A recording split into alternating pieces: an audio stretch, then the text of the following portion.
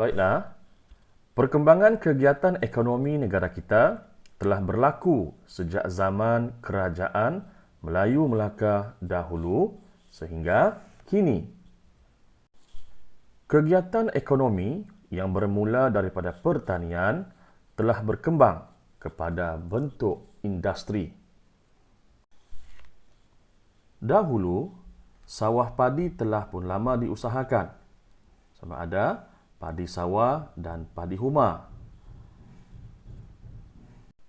Dari sawah padi, kini telah pun beralih kepada industri getah. Industri getah diusahakan secara ladang sejak awal abad ke-20 bermula di Selangor, Perak, Melaka, Negeri Sembilan dan Johor.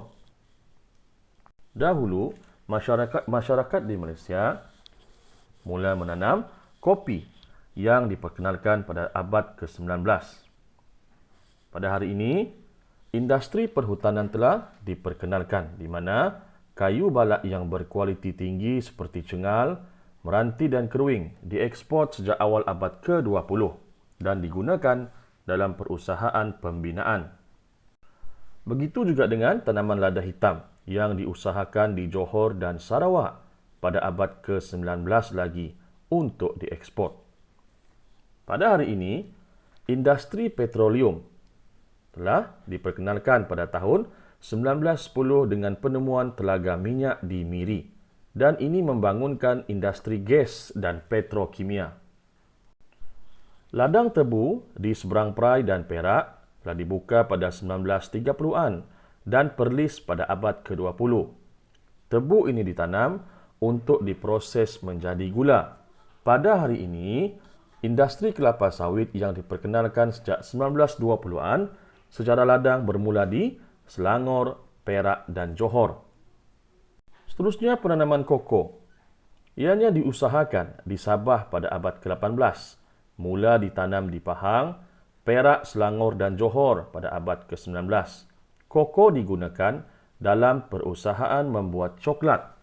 Pada hari ini pula telah diperkenalkan industri pelancongan yang berkembang pesat dan menyumbang kepada pendapatan lumayan kepada negara kita.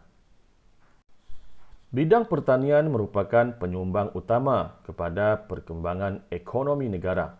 Terdapat dua jenis pertanian yang diusahakan di negara kita, iaitu pertanian tradisional, iaitu pertanian yang diusahakan oleh penduduk tempatan secara kecilan, dan pertanian komersial, iaitu pertanian yang diusahakan secara perladangan untuk kegunaan tempatan dan ekspor. Berikut merupakan contoh pertanian tradisional, contoh penternakan, memelihara ayam dan lembu, perikanan, memancing dan menjala ikan.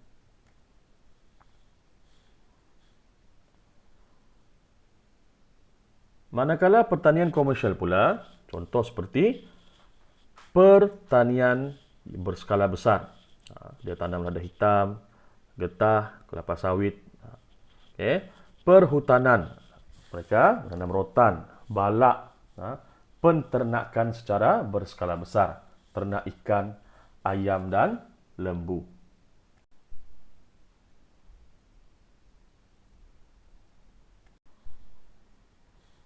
Pertanian komersial yang terdiri daripada hasil kelapa sawit dan getah pula menjana pendapatan negara dan seterusnya mewujudkan banyak peluang-peluang pekerjaan. Ianya juga melahirkan industri hiliran. Industri hiliran ini maksudnya contoh ahli menanam pisang. Dia menanam pisang yang banyak, kemudian dari pisang dia hasilkan produk seperti krepek ataupun produk-produk yang lain lagi yang berkaitan dengan pisang. Inilah contoh industri hiliran. Selain itu, produk pertanian ini juga membangunkan industri biodiesel sawit. Contoh dari buah sawit dihasilkan minyak sawit, hasilkan lagi biodiesel plant. Kemudian ditukar menjadi petroleum depot dan sebagai retail station. Inilah kita panggil sebagai pembangunan industri biodiesel. Oke, sekian saja untuk sesi interaksi kali ini. Sekian dan terima kasih.